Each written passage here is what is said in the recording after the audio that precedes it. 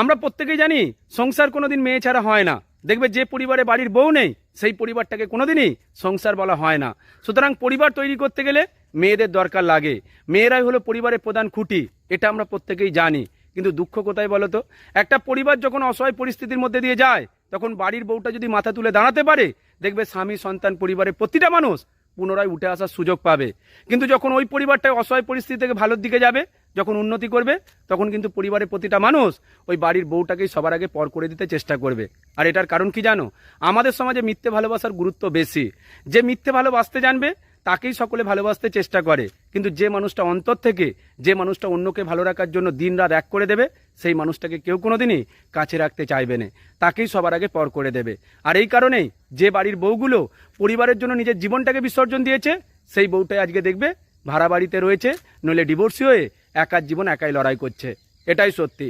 ভালো থাকবেন প্রত্যেকে।